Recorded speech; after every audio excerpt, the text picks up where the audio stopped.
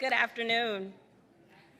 I am Ray Hill, and I have the pleasure and honor of serving as the Executive Director of the historic King Drive Business Improvement District Number 8.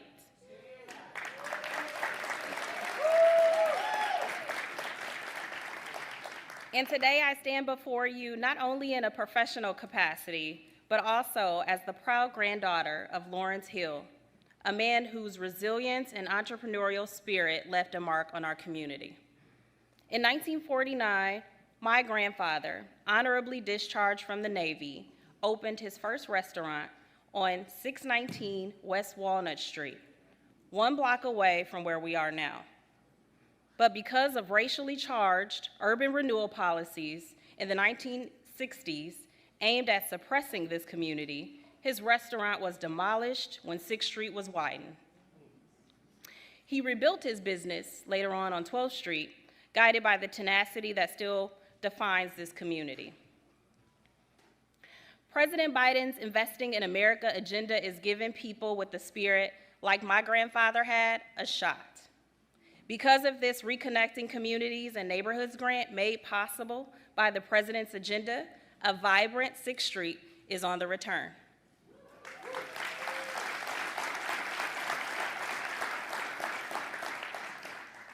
Projects like Complete 6th Street transcends infrastructure.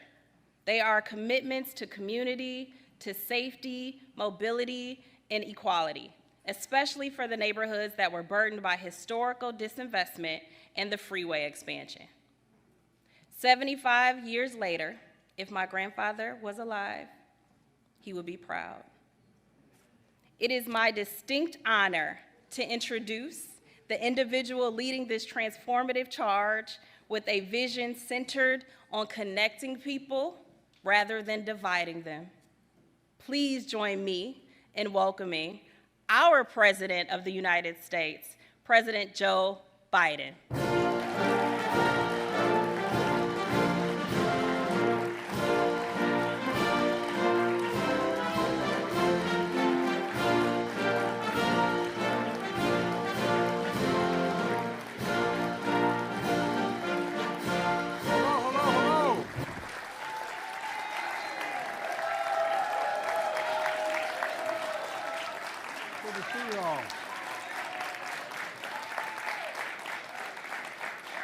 Gov, as my father would say, excuse my back, I apologize.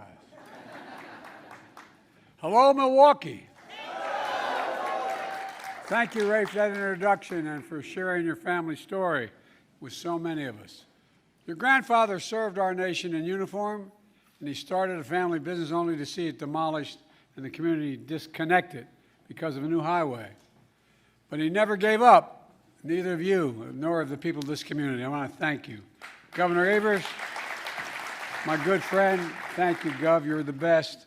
And I want to thank you for your partnership across the board for getting us through COVID, rebuilding the economy, and so much more. And the same goes for great Senator Tammy Baldwin and your incredible Congresswoman, Gwen Moore.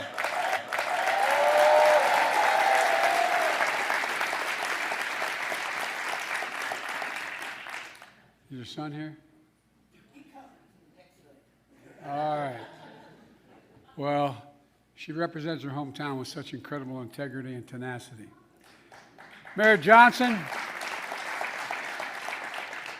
you're one of the most impressive young mayors I've met, and I've met all of them, I think. No, I really mean it. Thank you. I don't know where you're sitting. There you are. Stand up, Mr. Mayor.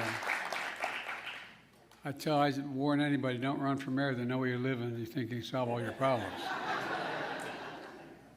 Thank you for your passport to the city and your leadership in this project I'm here to talk about. Look, to communities everywhere and at this Boys and Girls Club, by the way, I've been a gigantic supporter of Boys and Girls, just the biggest in the country. But when I was a senator, I provided a lot of money during the crime sprees were going on for Boys and Girls Clubs. What you do is you build confidence, you build spirit, you build a sense of belonging, and it really matters. And this project is for you, a future you really deserve. Look, the story of Bronzeville here in Milwaukee is one that we see all across the country. Our interstate highway system laid out in the 50s was a groundbreaking connection, our nation coast to coast. That was the purpose of it. We're transforming the way people live, work, and travel. But instead of connecting communities, it divided them. These highways actually tore them apart. I come from a city, Wilmington, Delaware, where it's the same thing happened. We're in a situation where I-95 is 4 lanes going through a community that was all African American, and it just split it. And it's now about 50, 60, maybe 70 yards wide. And I'm president, I can't get that done yet. Why'd you guys get it first? I don't know. No, but all kidding aside, the same thing happened here and many cities across the country. There are also cities all across America where highways used to be, and they, along with redlining, they disconnected entire communities from opportunities, sometimes in an effort to reinforce segregation. That's what happened here in Milwaukee. More than 100 years ago, Bronzeville was the home of a thriving hub of black culture and commerce. Homes and apartments owned by black families.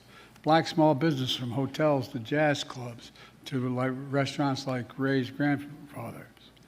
In the middle of the 20th century, tens of thousands of black Americans migrated from the South to Milwaukee and other cities in the North to get good paying manufacturing jobs.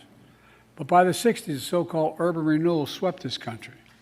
The construction of I-94 and I-43 tore down roughly 17,000 homes and 1,000 businesses, ripping through neighborhoods and nearby roads. Here on 6th Street, the road was widened, displacing residents and businesses, all so the people outside the neighborhood could get downtown. Today, 6th Street is a wide road without a protected bike path, bike lanes, or bus lanes, with limited access to the green space. Speeding and reckless driving resulting in crashes 5 times that of the city's average. All of this locking people out of opportunities and leaving them more isolated from the social and economic life of the rest of the city. Congresswoman Moore told me when she was a child, she lived a short walk from a public library, a safe place to read and learn, where librarians who were given cake, the librarian would give cake to children when they showed up to read. That's true, isn't it? But then, the new plans disrupted the walk and made the library inaccessible. Sadly, too many communities across America face the loss of wealth, prosperity, and the possibilities that still reverberate today. Imagine all those homes, the mom and pop stores that could have been posted and passed down from family to family. Financial security, generational wealth would have resulted. Imagine what they contributed then and what they could have contributed all these years, and what that would have meant for all of Milwaukee and all the communities across the country. For generations, black, brown, and Native American, Asian Americans, Native Hawaiians, communities weren't fully included in our democracy or our economy. But yet by pure courage, heart, and grit, they never gave up. They pursued the full promise of America. Today, we're recognizing that history to make new history. I'm here to announce the first of its kind investment, $3.3 billion in 132 projects in 42 states, going to help right historic wrongs.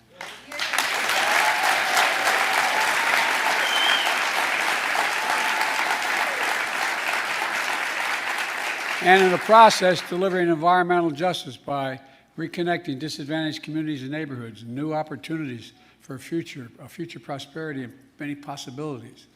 These investments advance my Justice 40 initiative to deliver at least 40% of all the benefits from clean transit, clean energy, and climate investment to disadvantaged communities. That's a commitment I made and we're keeping. Here in Milwaukee will mean $36 million in new federal funding to rebuild 6th Street.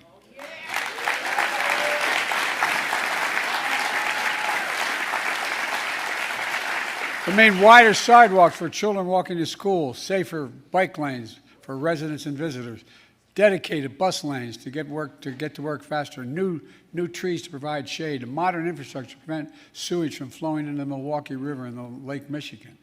These are life-changing improvements.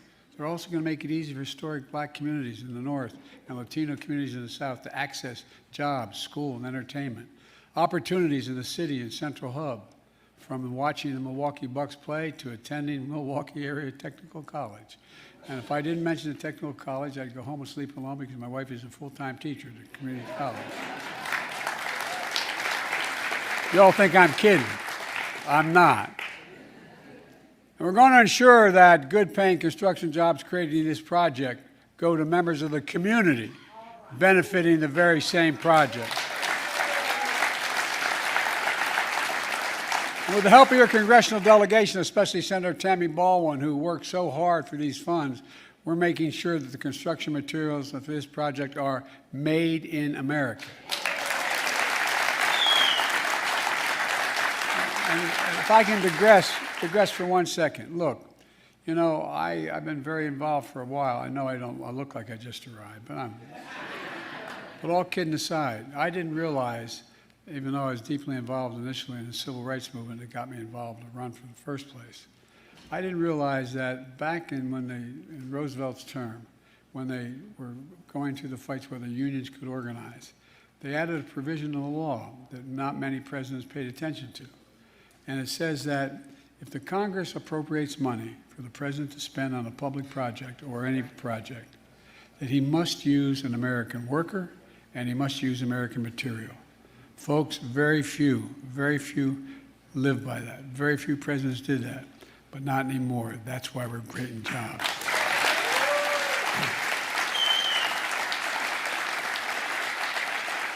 Look, folks, you've lived in and felt the decisions made decades ago. Today, we're making decisions to transform your lives decades to come, and we're doing it all across America. Let's be clear. This groundbreaking investment comes from 2 historic laws I signed with the support of Tammy and Gwen. My bipartisan infrastructure law, most significant law modernizing our roads, bridges, and so much more in generations, most consequential investment. Another law, the Inflation Reduction Act, which is the most significant investment in fighting climate change and advancing the environment ever in history anywhere in the world. That's not hyperbole. And they're already making a difference. Look, let me give you one example. Back in December, I was in Milwaukee and met with a plumber named Rashawn, who owns it. Is he here? All right. Who owns his own small business, Hero Plumbing. That's removing hundreds of pipes, lead pipes, so children and families in this community can turn on the faucet, clean water comes out without the risk of brain damage. Well, it was supposed to take the city 60 years to eliminate all these pipes. To do this work, because of the infrastructure law I signed, we're now getting it done, all of it done. Every lead pipe in this city within 10 years, gone.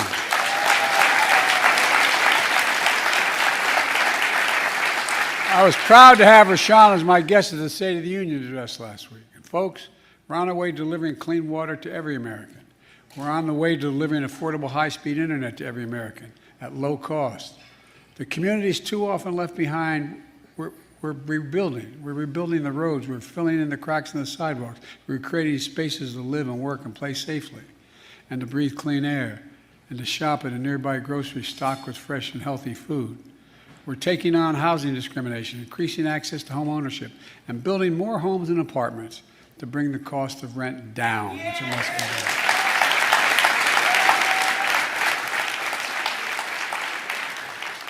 Everything we're doing is connecting people with opportunity, not disconnecting people from opportunity. And we're seeing progress. Through my American Rescue Plan, we put $1,400 checks in people's pockets to get them through the pandemic.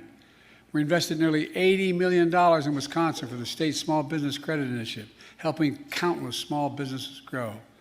In Milwaukee, small business applications are up 70% compared to before the pandemic. Small businesses make up half of our economy. We always talk to big corporations. It's true, they're gigantic.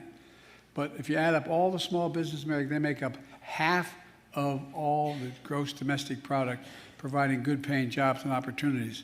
And everyone who applies for a small business, a new loan, it's an act of hope. And the share of Black and Latino Americans employed in Milwaukee in 2022 was the highest in more than a decade. And folks, Wages are rising faster than prices, and now we have among the lowest inflation rates of any country in America, and we're still fighting to lower it even further. We're fighting to lower health care cost, education costs, to give just a little more breathing room, as my dad would say, to ordinary families like the one I grew up in. But let's be clear. My predecessor is an ally, and his allies in Congress, including your Senator Ron Johnson, who voted, well, he voted against the infrastructure law that funds this project. They want to undo everything I just talked about. My predecessor talked about infrastructure week for 4 years. He didn't get a single thing done, not one. Ron Johnson, every Republican in Congress, voted against the Inflation Reduction Act, which is helping fund these projects, and he wants to repeal it. Look, folks, with your help, we cut Black and Latino child poverty in half because of the child tax credit through My American Rescue Plan.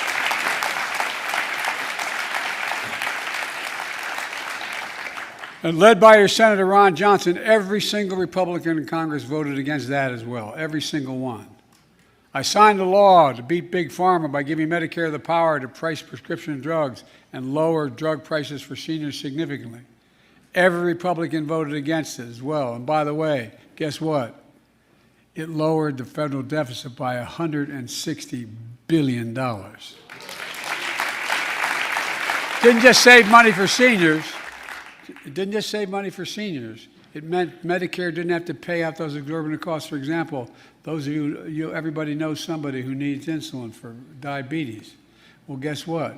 Just lowering the price to $35, and only costs $10 to make, by the way, instead of $400 a month, saved the government all that money.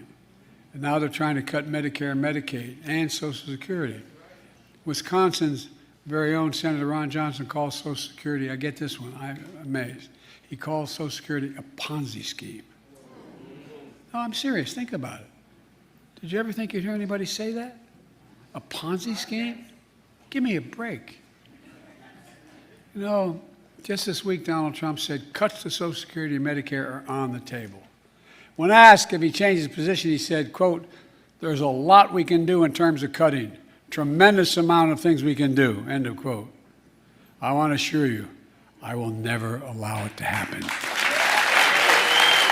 I won't cut Social Security. I will not cut Medicare.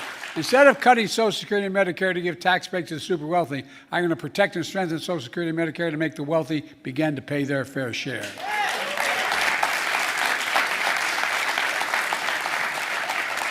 Look, folks, let me close with this. 4 years ago this week, I came to office. Our country was hit by the worst pandemic and economic crisis in a century. Remember the fear and anxiety everybody felt? Record job losses, raging virus that would take more than 1 million American lives. And for every life lost, there was estimated 8 close family behind. 8 children, mother, father, uncles, aunts. A mental health crisis of isolation and loneliness. A president, my predecessor, who failed the most basic duty any president owes the American people, the duty to care, just to care. And in my view, that's unforgivable. I came to office determined to uphold the duty that gets us through one of the toughest periods in our nation's history. And we have. And now we're building a future of America full of possibilities. Building an economy from the middle out and the bottom up, not the top down. That top-down stuff, not a whole lot landed on my dad's kitchen table growing up. Investing in all America and all Americans to make sure everyone has a fair shot, where we leave nobody behind. Look, our plan is working. America's coming back. That's America. That's what this project is all about, the project for jobs and justice, prosperity, and unlimited possibilities. And that's why I swear to God, I've never been more optimistic about America's future than today. Not because I'm president, because we're at one of those inflection points in history. We really are. Things are going to change no matter who's president in a big way. They're either going to change much for the better or much worse. All we have to do, folks, remember who in God's name we are. We're the United States of America. No. We're the only major country in the world that's come out of every crisis stronger than we went in, stronger than we went in. There's nothing beyond our capacity. I mean it sincerely. Think about it. There's nothing beyond America's capacity if we do it together. And that's what we're going to do. May God bless you all, and may God protect our troops. Thank you so much. Thank you, thank you. Thank you.